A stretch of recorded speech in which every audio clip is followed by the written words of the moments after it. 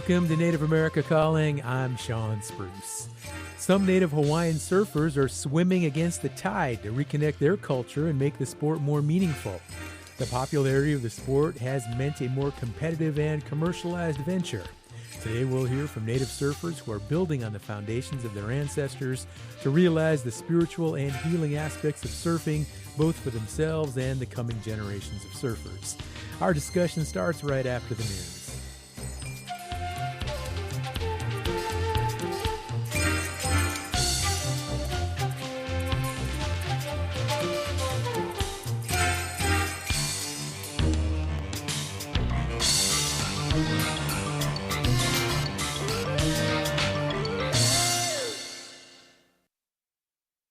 This is National Native News. I'm Jill Freitas. Voters in Alaska weren't the only ones heading to the polls this week. Primaries were also held Tuesday in Florida and Wyoming. In Wyoming, some voters of the Wind River Reservation told Wyoming Public Radio that transportation to polling places remains an issue. Voters also expressed a desire for more tribal candidates and greater representation of Native culture in schools. Statewide, Republican Congresswoman Harriet Hageman won her party's nomination for U.S. Senate. In Florida, State Representative Angie Nixon scored an upset in the Democratic U.S. Senate primary, defeating former national security official Alexander Vindman. Nixon will face Republican Senator Ashley Moody in November. Republican Congressman Byron Donalds also won his party's nomination for Florida governor. California voters also went to the polls Tuesday in a special congressional election. It's NFL preseason, and the Arizona Cardinals will take on the Dallas Cowboys this Saturday in Glendale. As KJZZ's Gabriel Pietrasio reports, you might see a Navajo rookie take the field at State Farm Stadium. Cowboys owner Jerry Jones is optimistic for this season. I'm even more excited today than I was when we started camp that our team is going to be one that if we can have some things go right for us, avoid some injury, we could really be something. Among those fighting to make the Cowboys roster is undrafted free agent Shiaz Pete, who's believed to be the first Navajo player to sign an NFL contract. Originally from Montana, went to Shiprock High School on the Navajo Nation. Then he walked on at New Mexico State University before transferring to the University of Kentucky, then signing with the Cowboys this spring. It's a great honor. Put on the star is, again, surreal. But I have to earn that star. I wouldn't say I'm an official Cowboy yet. But Pete has that chance to prove he belongs on America's team. For National Native News, I'm Gabriel Pietrasio. The NOVA special, Knowledge Keepers, explores how Native communities have used observation, experimentation, and relationships with the natural world to develop approaches to science. The NOVA special, Knowledge Keepers, explores how Native communities have used observation, experimentation, and relationships with the natural world to develop approaches to science. The film looks at practices ranging from ancient sea farming and celestial navigation in the Arctic to ways of adapting to the harsh climate of the desert Southwest. The documentary also examines efforts by Indigenous knowledge keepers to preserve those practices and how that knowledge could help address challenges today. Knowledge Keepers was produced in partnership with Vision Maker Media and directed by Fort Yuma Quatsin filmmaker Daniel Golding. It premieres September 23rd on PBS. I'm Jill Freitas.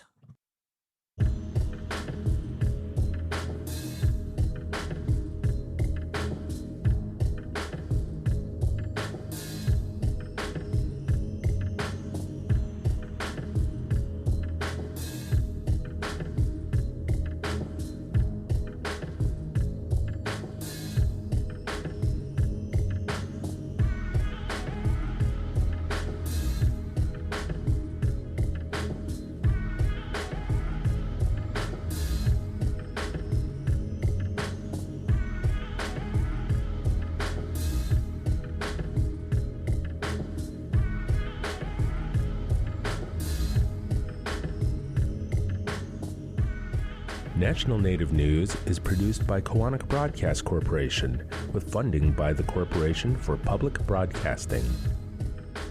Support for law and justice-related programming provided by Hobbs, Strauss, Dean & Walker, LLP, a national law firm dedicated to promoting and defending tribal rights for over 40 years. More information available at hobbsstrauss.com.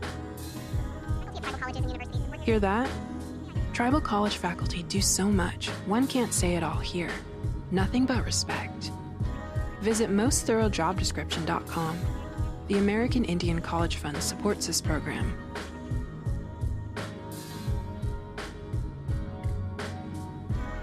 Native Voice One, the Native American Radio Network.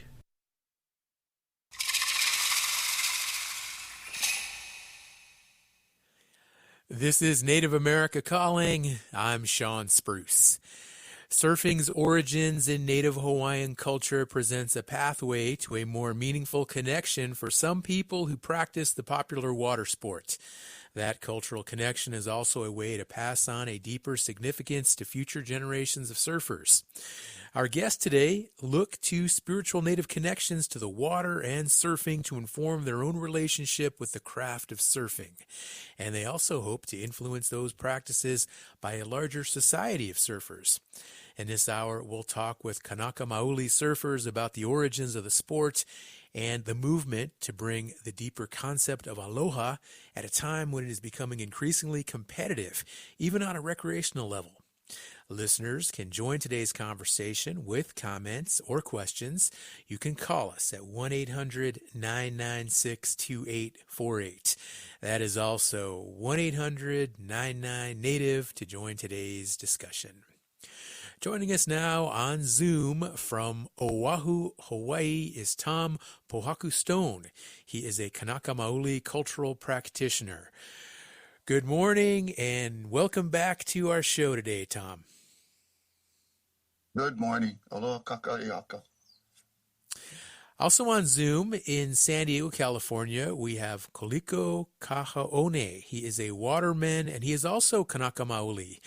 Koliko, good morning to you as well. Welcome to the show. Thank you for having me.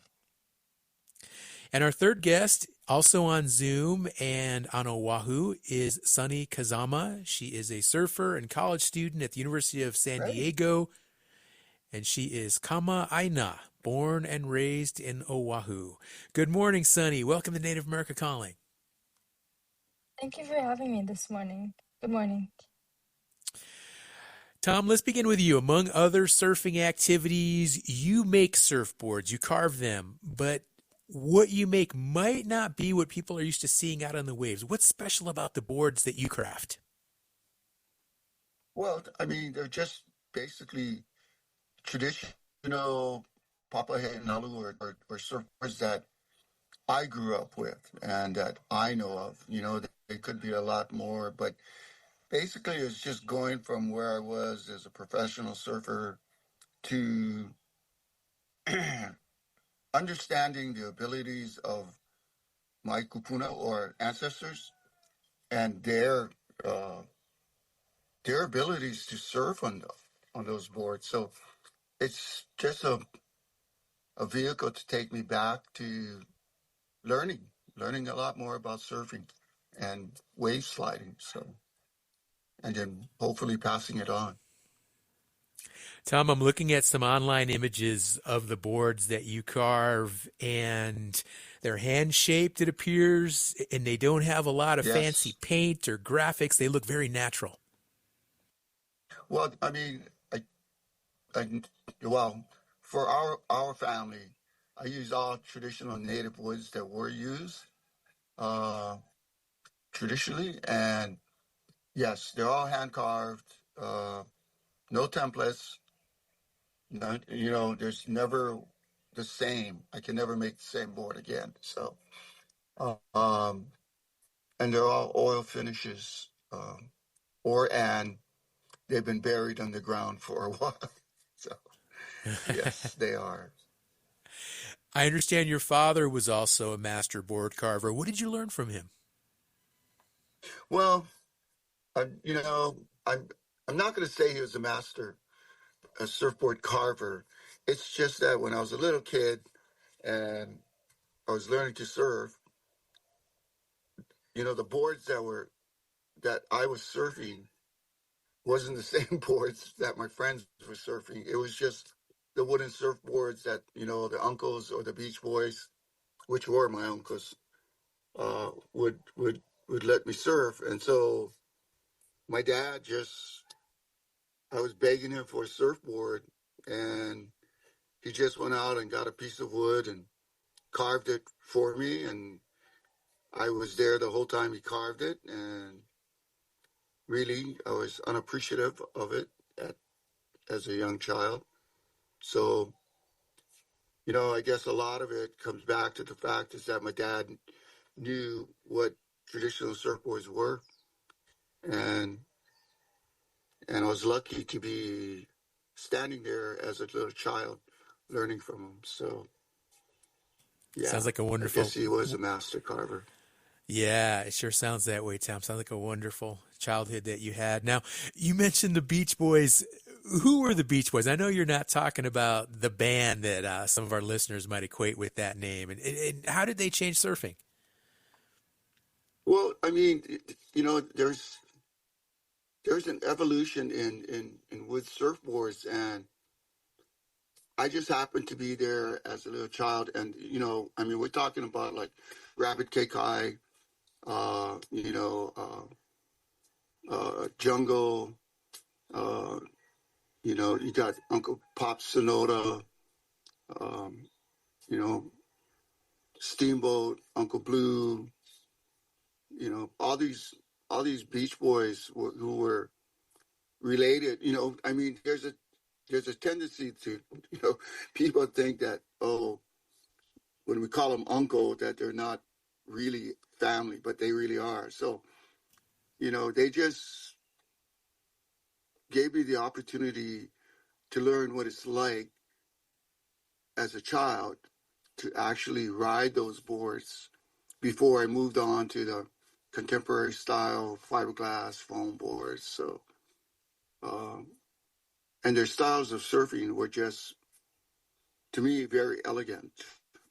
So going back to wood surfboards for me is the same thing. Enjoying that elegance of surfing.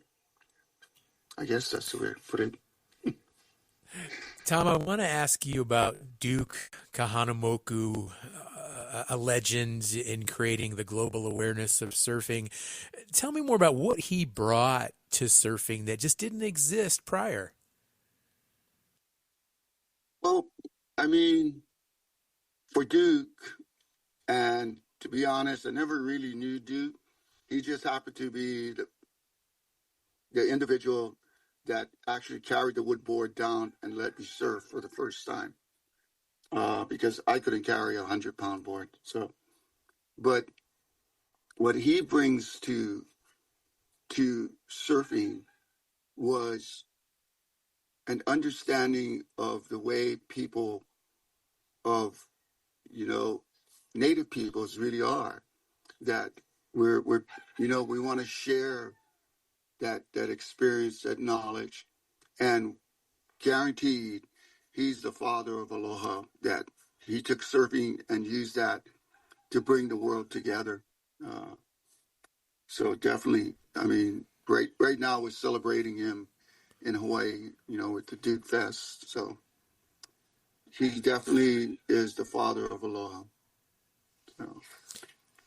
And what about the origins of surfing and its connections to native Hawaiians? And I'm thinking before the time of Duke and maybe even before the time of colonialism.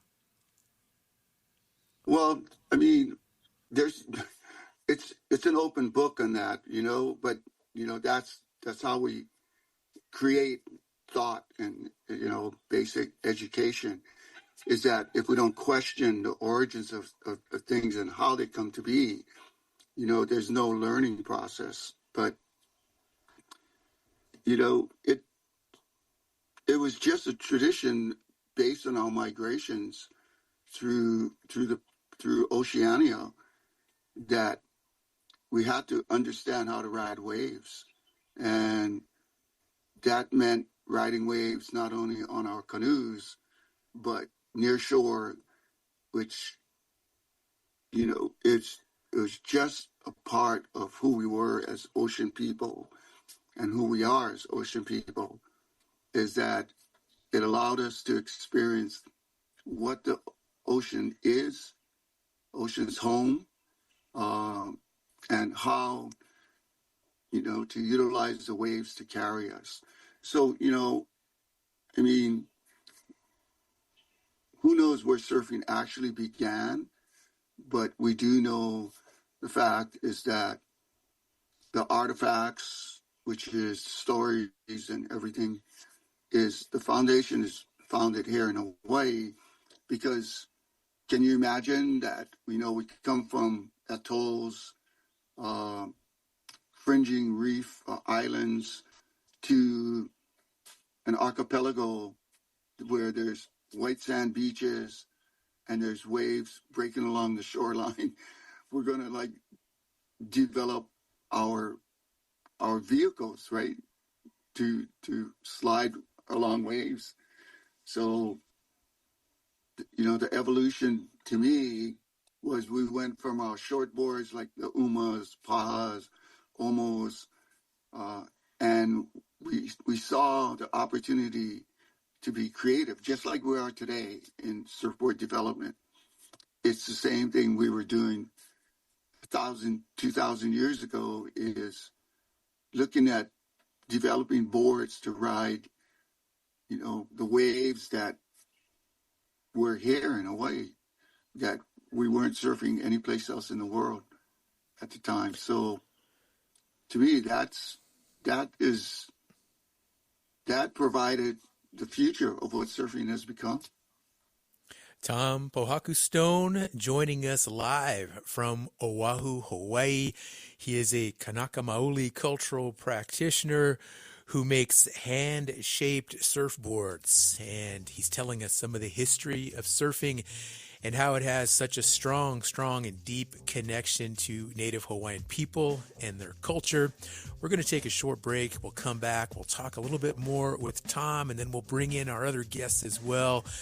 Again, talking about the tradition of surfing from a Native Hawaiian Kanaka Maoli perspective. 1-800-99-NATIVE to join today's conversation.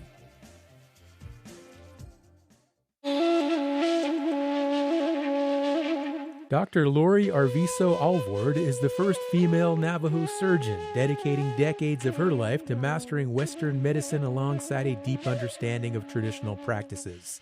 Now her knowledge and expertise are serving as inspiration for the coming generations of Native medical students. Dr. Alvord is our Native in the Spotlight on the next Native America Calling.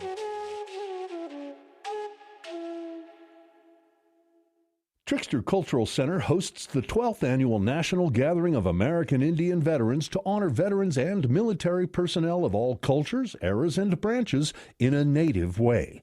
Trickster Cultural Center's National Gathering of American Indian Veterans is open to the public at no charge Saturday, August 22nd in Schaumburg, Illinois. More at tricksterculturalcenter.org/national-gathering-2026. Trickster Cultural Center supports this show.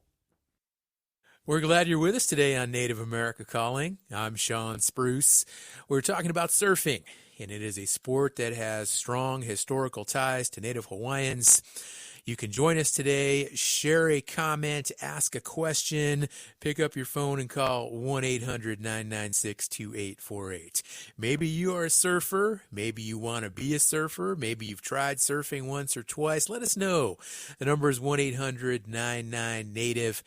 And what do you think from a Native perspective, this connection to the ocean, to the water, and this spiritual undertaking that we're learning about today from a Native Hawaiian perspective? Share your thoughts, 1-800-99-NATIVE. Our first guest today, Tom Pohaku Stone, is a Kanaka Maoli cultural practitioner, also a surfboard carver. And Tom, tell us how the arrival of outsiders affected surfing, and when was it that other people started embracing surfing and it started becoming the sport of what I think a lot of us think of it being today? Well, I mean, when Duke first took a surfboard out there, and I believe it was what was that, the New York Expo, that he actually took a surfboard for a display, and that's when I believe Tom Blake was inspired by him to come to Hawaii uh, and to become sort of a protege to Duke Kahanamoku and learning about board designs and stuff like that. So, you know, I mean, going to Australia, Duke's visit to Australia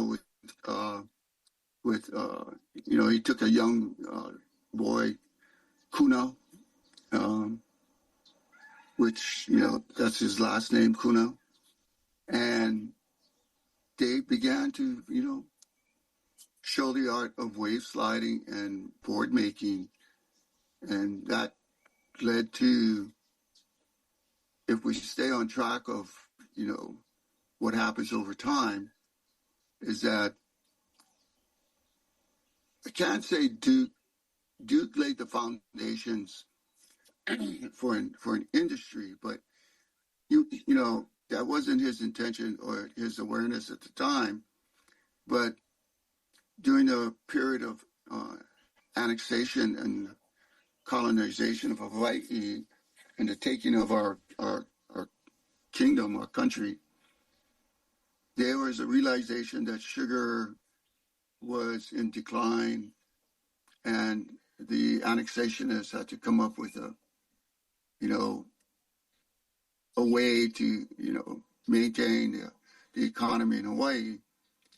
And I believe Alexander Hume Ford seized the opportunity to take Duke Kahanamoku's fame as a gold medalist swimmer and utilize surfing to become the foundation to tourism here in Hawaii, which it does. I mean,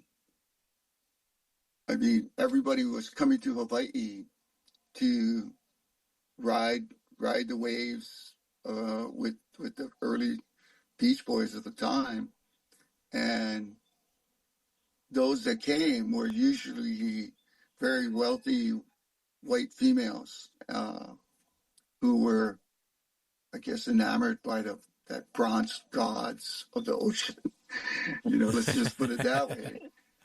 And so, I mean, that's what happens to surfing, and that's where it ends up being promoted worldwide today. But the good thing out of all of that is that it gives rise to other sliding sports such as snowboarding, skating, skateboarding, which is, I think, some of the best skateboarders in the world who are surfers on land are Native Americans. I've had the opportunity to meet quite a few, so we have to be aware of what surfing does and that that corporate development of it, provides to us. But that's sort of the progressive evolution of surfing, and from what Duke laid the foundations, just because of his he just had that charisma, and the fact is that he was a gold medalist, and he just was sharing friendship, and the ocean was for him to show how much joy and fun you could have, and sliding on waves. So that gold medal performance is so inspiring. It was in 1912, and I think a lot of times we equate the 1912 Olympics with Jim Thorpe, and of course the legendary Louis Kiwanima from Hopi. And yet here was Duke, who also represented indigenous culture, won that gold medal in swimming. Just a fantastic legacy here we're talking about today on Native America Calling and how it relates to the traditional Native Hawaiian elements of surfing. And our next guest, Koliko Kaho'one, is a waterman, and he's in San Diego, California. And Koliko, what's the surf culture in San Diego? Is there a Native Hawaiian presence there? In Southern California, there is a presence, but it is sorely lacking as people want to work remotely and just live near the beach, and get something new. And even with COVID, it introduced a lot of people who just want to get out there, and so you'll see a lineup, I mean, full of non-Hawaiians. Even though we do have a pretty good Hawaiian base here in Southern California. Koliko, tell me more about what it means to be a waterman and how you promote Native Hawaiian culture in your work. Yeah, for me, being a waterman is just being Hawaiian. Like Tom kind of mentioned, is the ability to adapt. I think has always been in our history, and so whether it was changing the shape of a canoe to go over a certain reef or a certain break, a waterman is someone that can, dive and fish, but also can surf and canoe and paddle. And I use that kind of method or that training of just always being adaptable and flexible and strong, to keep pushing people into, just trying surfing or relating it to some of the stuff that you have to deal with on land, whether it's school or work or just relationships, right? Like you want to be able to have a practice for those skills. And I think the water is a perfect place for that. So I try to adapt that knowledge and that base that I kind of took for granted just being so exposed to it, and help some of the people here. Koliko, the competitive elements that people might be familiar with now, we see high-level surfing competitions on television, on YouTube. How is that viewed, though, from a traditional lens? I think from the traditional side, it's hard because you lose kind of the spirit of what it was for and what it is. But when we have people that are Native Hawaiians still surfing on the highest level at the tour, or like WSL and things like that, we always root for them. But there's always, I think, the people who aren't doing the competitive surfing, uh, they tend to be the ones that are more well known, more grounded, more famous in a way. And so the people that are just on one type of board, kind of pushing the surf market, they don't even get as well recognized as some of the guys that are just doing it for more of the love. And a lot of the people that do teaching and the nonprofits and stuff like that, those are the guys that are really continuing the tradition and kind of keeping the real like sense of what like aloha and surfing is. How would you describe your style of surfing, Koliko, and how did you learn to surf? Yeah, I think for me it was kind of balancing the old school with the new. There's a lot of things that when you come to California, especially, they want to box you in, and it's like, well, what are you, a short boarder or a long boarder or a boogie boarder? There's so many things, right? And that's why I just surf by watching like hours and hours of even stuff from Duke all the way to Eddie Aikau, and then up into the future now of people that are in my same age range. And I look to them with reverence if they're Hawaiian and wave sliders, and I just try to adapt that. So I try to be very cool and laid back and very regal like the Duke was, and still try to be as performance surfing and pushing the limits like some of the guys like Zeke Lau that are on the, still shortboard and competitive. And I just try to be the in between to be able to help more people. I think when you don't box yourself in, you're able to get that knowledge that you have and pass it on to more people. And that's how I learned, was from all my uncles. And growing up in Makaha and seeing these guys use literally anything to surf, from a piece of wood, railroad ties cut down and strapped together, and all the way up to Sub Squatch, which is a big 10-person inflatable paddleboard now, right? There's just being immersed in that really just defined the style, and just being being able to have the most fun is what it's about at the end of the day. Kaliko, surfing for you is also a form of therapy. Tell me more about how that works. Yeah, for me, the therapy, it's better than sitting on a couch and talking to a therapist, right? So um, I've kind of developed over the last few years, and I got some training that opened my eyes, was to use the water as therapy um, for people who don't even need to surf, right? It's just being around the ocean, and this feeling that I think a lot of surfers get is like they're chasing this like euphoric, like calming feeling.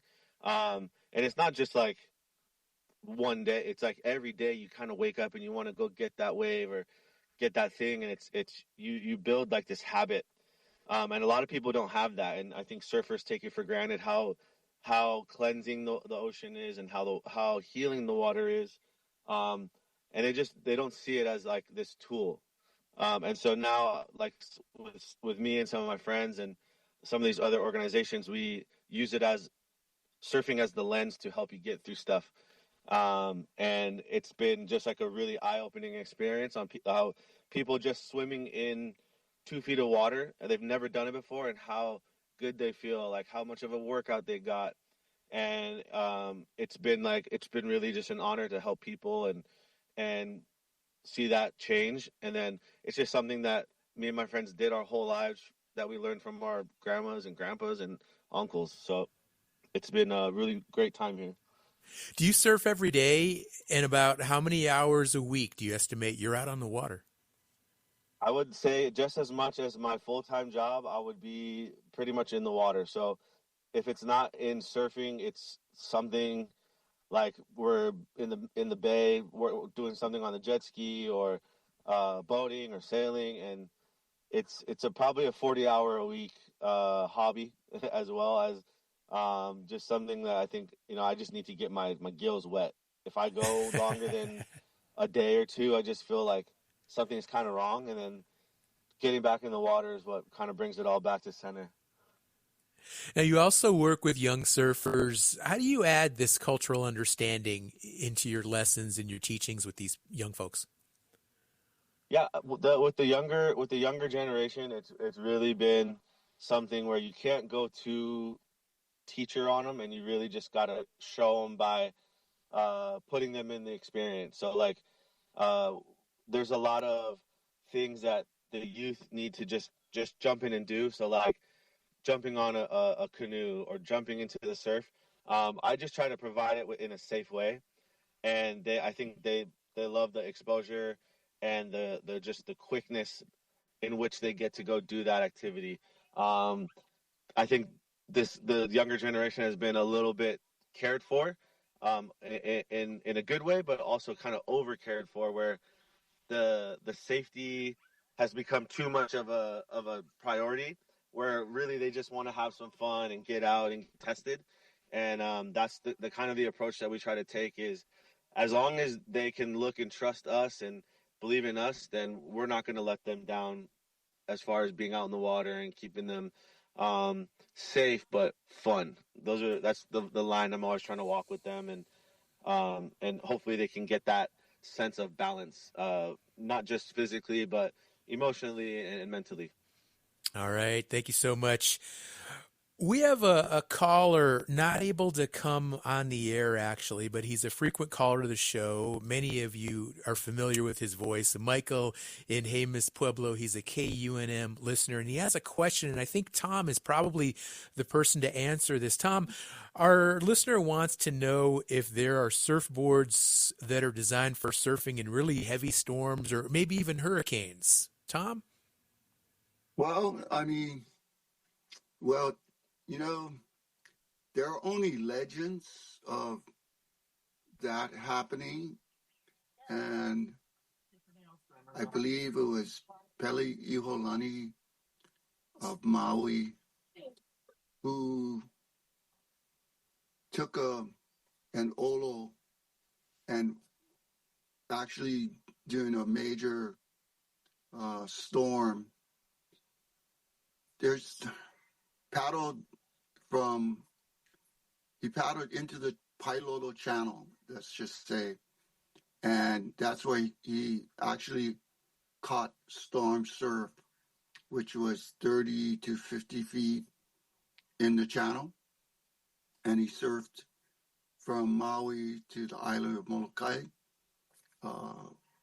That's the only one that I've ever heard of, or that's in our history, right?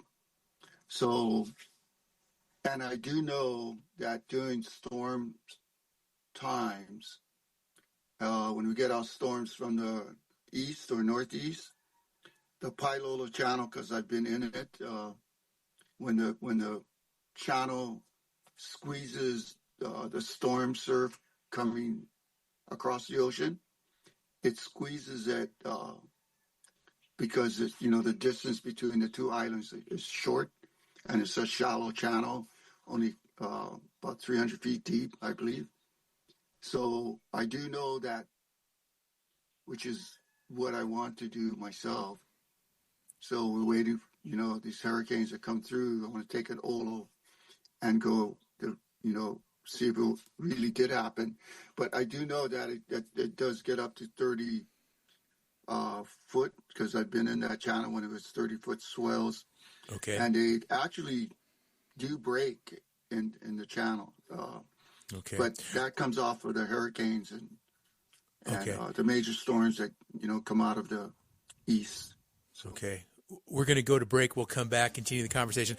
I always enjoy it when we have guests in Hawaii. I know it's a lot earlier there than where most of our listeners are, and we can hear those roosters in the background. So good show today here on Native America Calling, learning all about the traditional aspects of surfing from Native Hawaiians. Stay with us. We'll be right back.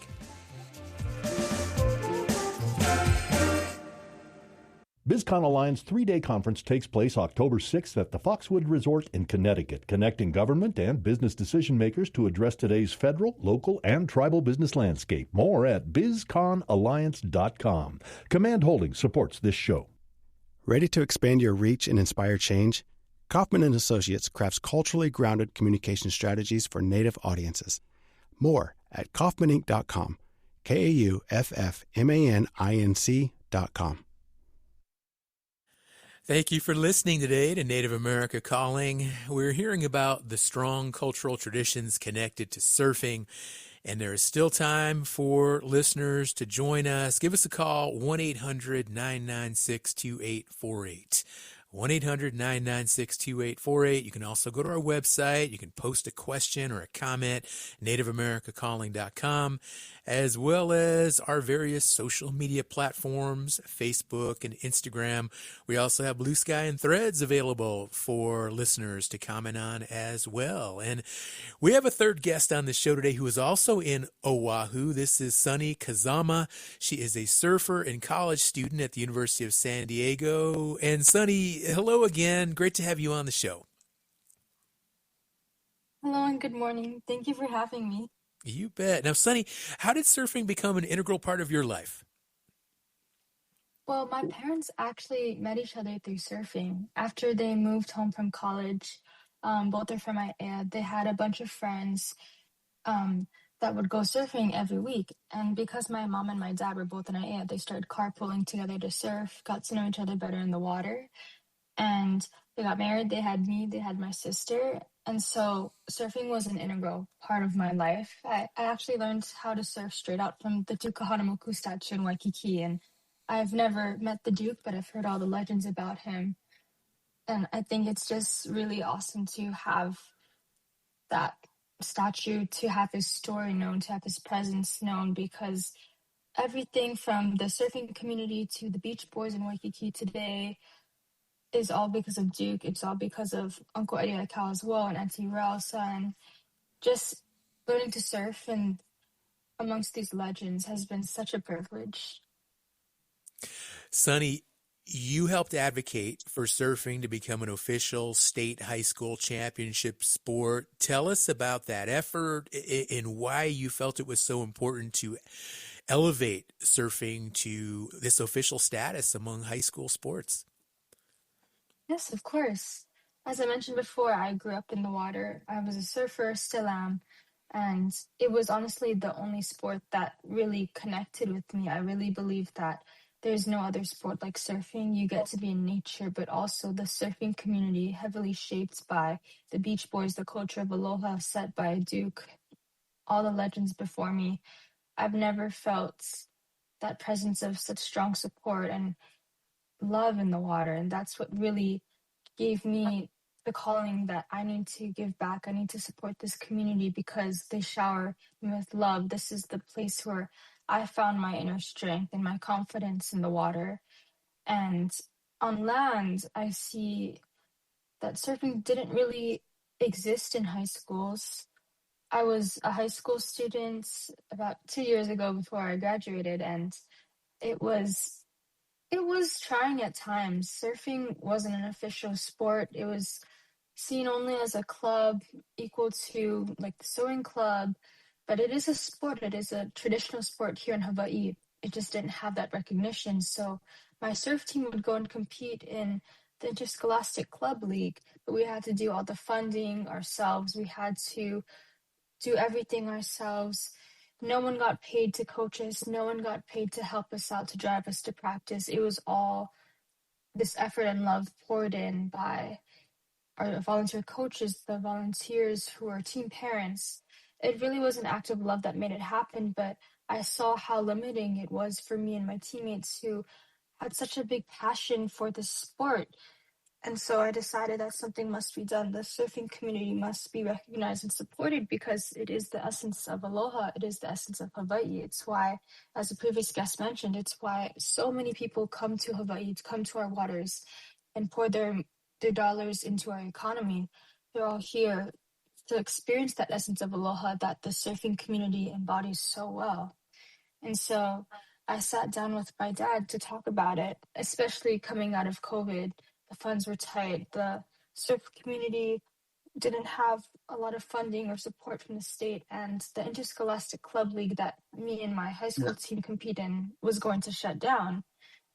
And if it shut down, then there would be no opportunity for us to surf as high schoolers. So I did a fundraiser for that, reached out to a lot of local brands, and raised $67,000 to help save amateur surfing for high schoolers.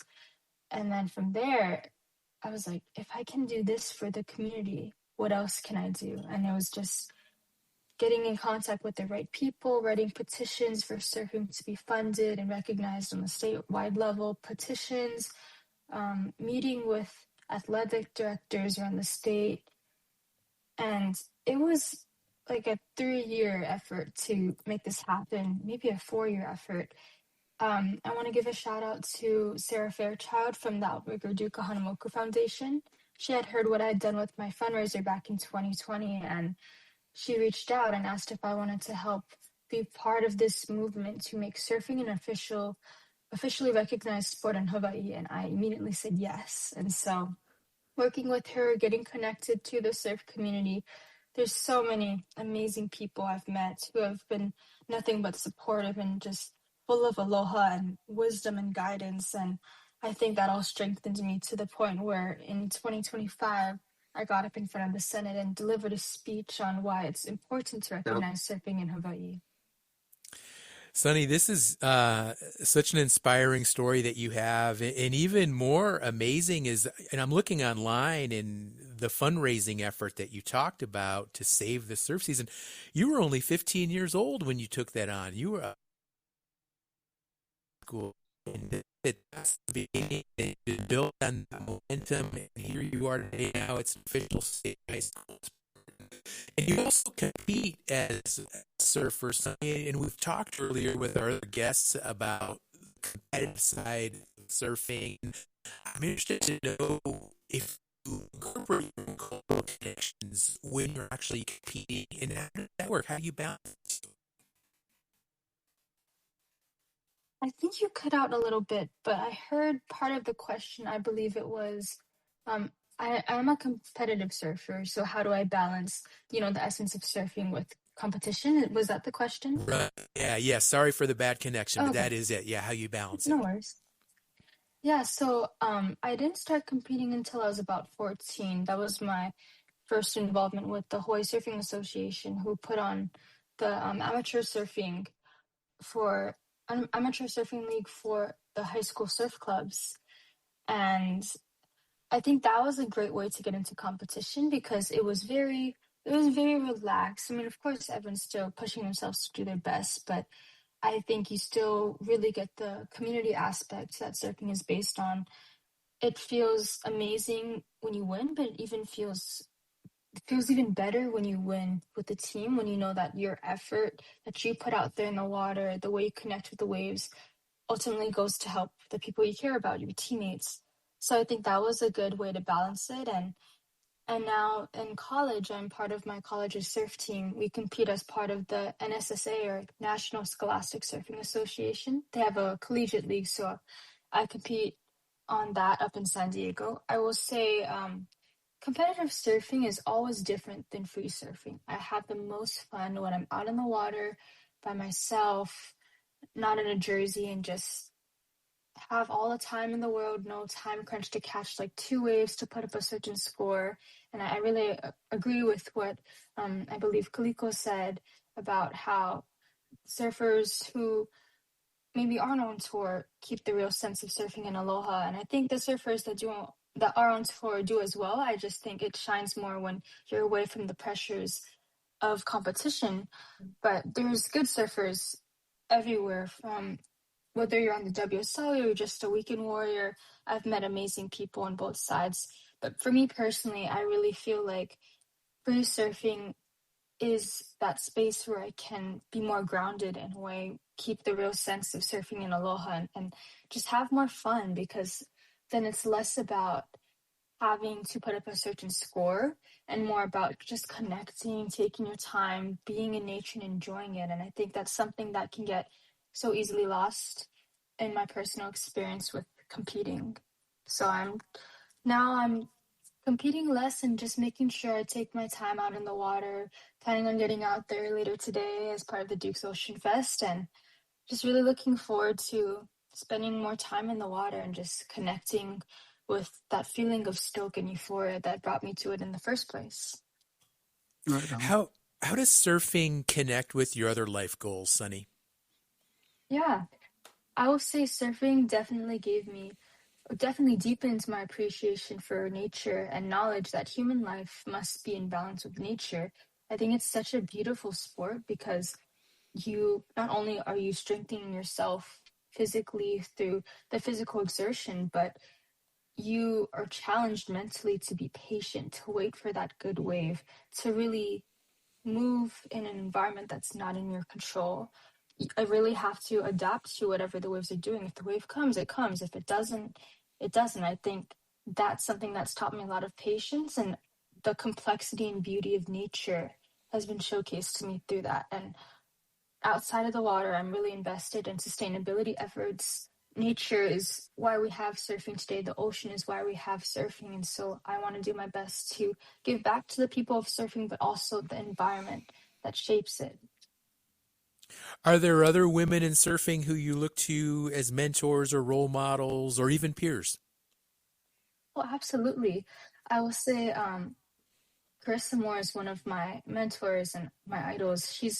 She is amazing at what she does, and she's so grounded and such a kind human being. I've actually volunteered a couple of times with her nonprofit, More Aloha, where she hosts events that bring together community, help girls build self-confidence in the water, because surfing is becoming more balanced where there's more women out in the water, but there's plenty of times where I'm the only girl out there and it can be intimidating. So having events where I can connect with other mana wahine, with other surfer girls, is really confidence boosting, and it's allowed me to really connect to a community of girls just like me, and I love it. I also really look up to Rose Sun, and I remember I used to do her Menehune contest on the west side. It was all such a fun time, and actually I am named after her son. Rose Sun became my name, Sunny, and I just think it's beautiful what she's done, the way she carried herself with such grace, even while she was battling breast cancer. She really helped to pioneer female surfing in Hawaii and in the world. Sonny, what's your advice to someone listening to the show now who would like to try surfing and incorporate some of these traditional elements when they do so? I imagine you need to start off being a pretty good swimmer. Yes, actually. I recommend you learn how to swim first, and if that's something that you want to start getting into maybe later, I know that a lot of times people go out into the water because they just want to surf already. They're so excited. And I totally get that. I was the same way. Perhaps a life vest because I just don't want you to get hurt out there. And no shame at all. I surfed with a life vest for like the first 10 years of my life. Even after my parents were confident I could swim, I still had like a bright pink life vest on me. And my advice would really just be to go out there. Don't be scared, no shame in being a beginner. But you have to go out there being educated on surf etiquette. I know that surfing lineups are different everywhere in the world, but a little aloha goes a long way no matter where you are. So there's a lot of good resources online. I think Surfline published an article about surf etiquette, and I think it's important to know how to navigate that space in the water with other people, with other waves breaking, just to make sure you're safe, but also to make sure you're not putting anyone else in harm's way. So just be educated on surf etiquette and do your research. There's a lot of great resources on the Native Hawaiian way of surfing, and I think that's a beautiful thing to know, especially as you partake in this sport from Hawaii. But Thanks. besides being educated, I just say, like, go out there, go out, have fun, have grace with yourself. It is a waiting game at times. You have to be patient, but it is so worth it. Thanks, Sonny. Kaliko, how about you? What is your advice to anybody who wants to try surfing? I really just gonna echo what Sonny said is being respectful and finding just like a little bit of courage to maybe push yourself and just get out there. And some people might think it's cheesy, right, to have the right equipment, but the right equipment is the right equipment for a real good reason. So again, no shame, and just go out there. And I think you're gonna experience that moment that you start sliding and drop down a wave, and you're gonna be hooked. I've seen it happen now probably 1,000 times over, and I've never seen anyone leave the beach mad or crying after getting a wave. So just give it a shot. All right. And with that, we're going to have to wind down this show here. We're just about out of time, but I want to thank all of our guests who joined this conversation today. We began with Tom Pohaku Stone, and then, of course, we just talked with Kaliko Kahaone, and we wrapped up with Sonny Kazama. All of these folks with strong, strong traditions to the Native Hawaiian art of surfing, and learning a lot about what it takes to surf today, and also these deep cultural connections and the history of surfing.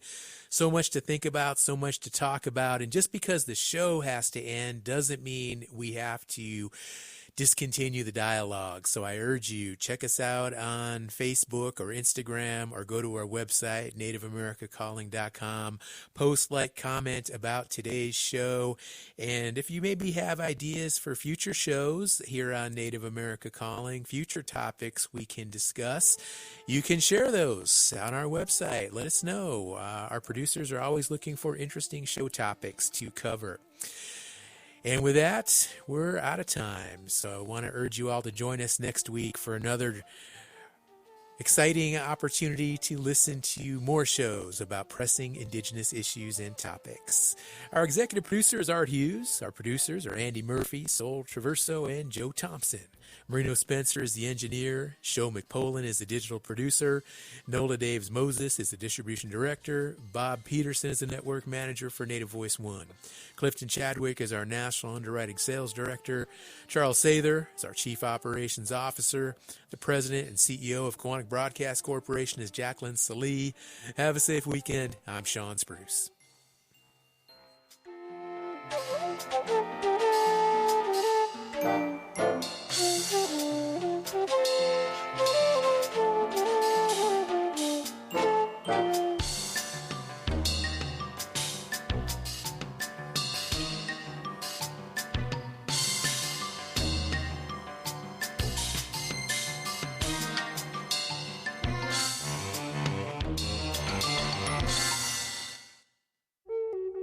tribal colleges and universities support their students in countless ways. They say I believe and offer help before it's asked. Hear that? Fully give grace. That's everything tribal college faculty do for their students on Fast Forward.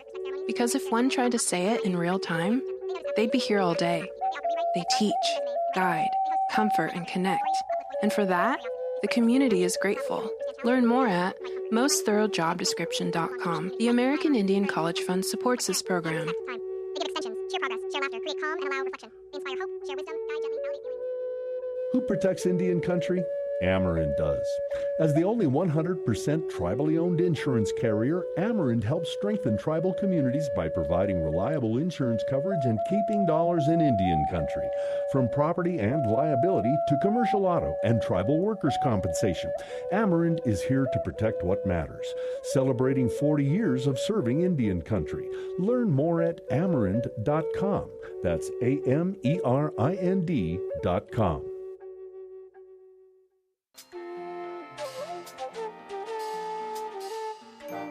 Native America Calling is produced in the Annenberg National Native Voice Studios in Albuquerque, New Mexico by Kawanak Broadcast Corporation, a Native nonprofit media organization. Funding is provided by the Corporation for Public Broadcasting with support from the Public Radio Satellite Service. Music is by Brent Michael Davids. Native Voice One, the Native American Radio Network.